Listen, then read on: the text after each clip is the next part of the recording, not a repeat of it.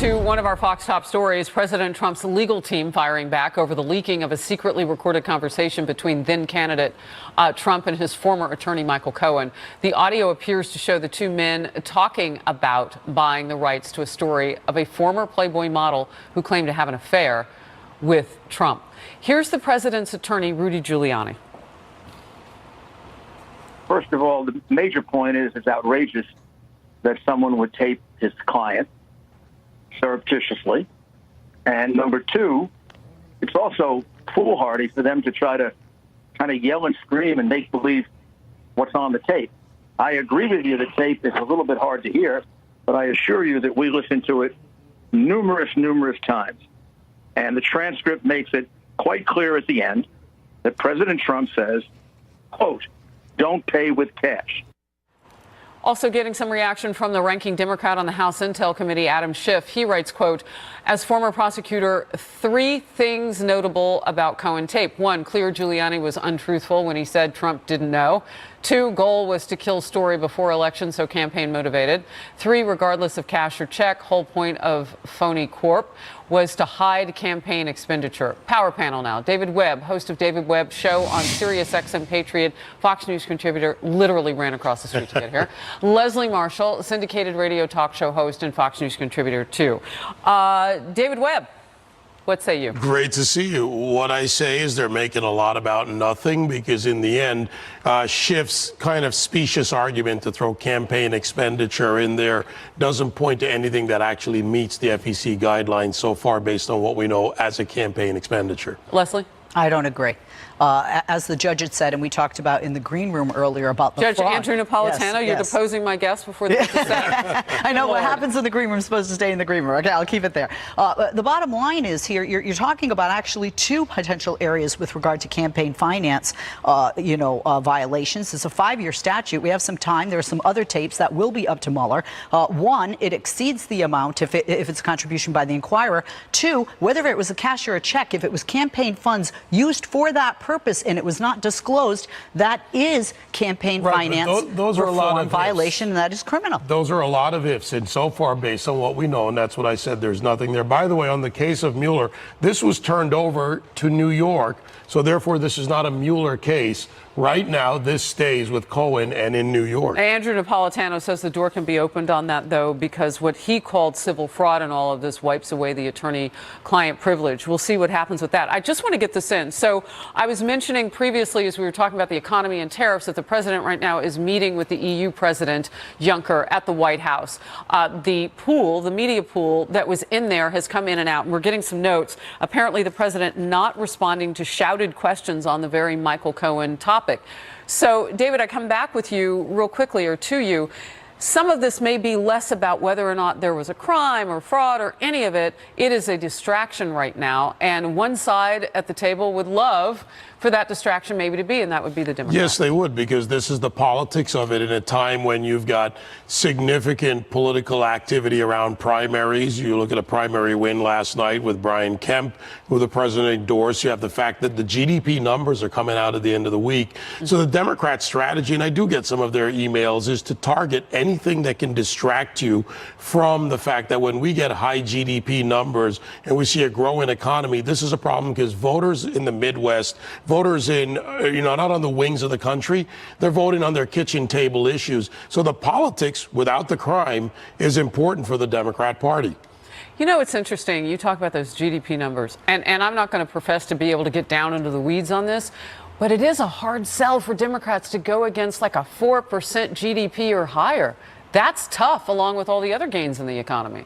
Not when you have a few other things. An issue of trust ties into these tapes and other areas with regard to the president. But let's stick with the economy for just a second. With the economy, it's not just what the numbers are. It's what people feel. Do people actually feel those numbers? We saw this actually during the Obama years. I mean, when you saw polling that I'm seeing when is you that saw people feel unemployment good. going down, when you saw more people getting jobs. Right now, if the people feel that, it could go in their favor. But the polls aren't showing that. They're very concerned just as much about economic issues as they are about social Leslie, I issues gotta like tell you immigration. No, number I one for cannot people in disagree with you polling, more David, we because- know is healthcare. Right, And That's healthcare. not a social issue. Healthcare is healthcare. No, that's a medical issue. No, to some It's it a is, medical but- issue, which people And an consider insurance more issue. social than economic. They don't All right, look at it here- connected to GDP. Leslie, they you're look at it drawing- connected to their You're health. Just a drawing word of- bad just a- comparison on Obama versus this on the economy. The difference is who's getting the jobs and the type of jobs that are happening now. Also, when you look at the economic numbers today, you have more jobs than people available to fill them. You didn't have that during the Obama years. They're doing better. The industries, middle America, they're making more money. And when you add the change in who's entering the workforce, people re-entering, this is a remarkably different economy than the Obama years. Is the White House or Republicans, and I have to cut myself off because remember the president just met with the EU president and now we can take a look. So the president and the EU president are there, and the EU president, Juncker, says that they are willing to focus on reducing tariffs on a day in which the president said, can you wipe away all EU tariffs? That's a big topic of conversation. The media, though, in the room, and we know because we had people there too, shouting questions at the end that you could kind of make out a little bit. They were asking about this tape with his former attorney, Michael Cohen, and you hear someone say, any other tapes, Mr. President? A lot of thank yous. The president was on topic with the tariffs. And David, you said this says a lot about what? This is a lot about politics and distraction, but your point about the tariffs is remarkably important.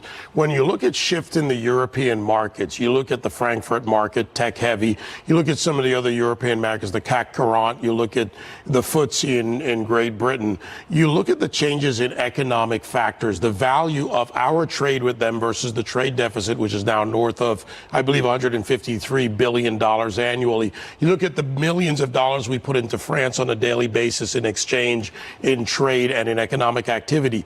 If you want to really have, as the Democrats call it now, they're now suddenly for fair trade and open trade, then let's take the tariffs out of the picture and rebalance based on and valuation.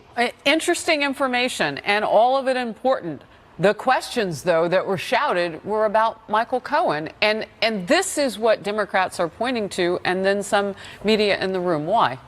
Well, first of all, because I think they were baiting the president a bit. He's not one to just say thank So you you can usually see and that. talk. Yeah, I can see that. Look, you have the president. He's standing there. Get whatever you can. You're gonna try and get that headline. For whoever you work for, and that question is definitely going to get the headline. And you There think isn't you're much going to to get talk that about with this yet. All that's at stake that David said. Well, no, because this is, hi, we've just met. This is what we plan to talk about. It isn't they come out of the room and he said, I told them and asked for no tariffs, and the other guy said no deal. And, they're looking the other way and they're all, But I would and they're disagree. stodgy. This has been part of a leverage game being played with the president on the tariff issue for months. So it's not a new issue. Wait. No, David, I disagree with you. When you said that the Democrats have finally come on board, because I want to remind you, for decades, the Democrats have been pro-union. And for decades, the unions have been talking about not just China, but talking about this trade deficit and talking about what it's done to But what did they industries like actually steel do? and aluminum, what it has done to the workers in this country. The difference- Well, you know what the is not happening? This conversation was not happening in this room.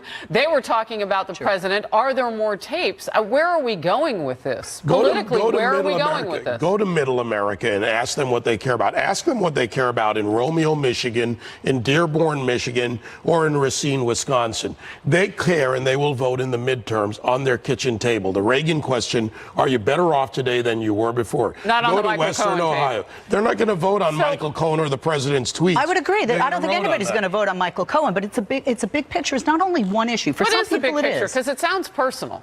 Well, but it is personal for some people. 13 of those seats that need to be flipped in order to take over control of the House for Democrats are in the state of California, where I live.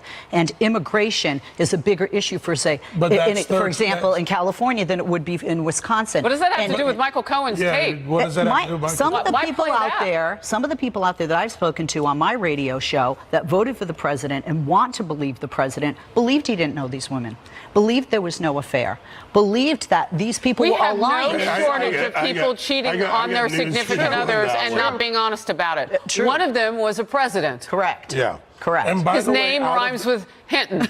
Right. And by the way, out of those 13 I think we can seats, say Bill Clinton. Yeah, we absolutely out can of say those Bill 13, Clinton. you have 34 seats that are effectively considered toss-ups for the House, which even if you wipe them out would leave the GOP at a 202 to 199 ratio. Of those 34, if you take 13, you still don't get there. You have 7 seats as toss-ups in the Senate. Senate not likely to flip anytime And you say soon. the issue is really economic, and polling It's shows that the kitchen table. issues are kitchen table, and at the kitchen table is how will I protect my family with health care, insurance, how expensive some of the unknowns with that. I mean, those are all kitchen table issues. You also have a kitchen table issue right now of everybody focused on what's going to happen in the economy with the tariffs.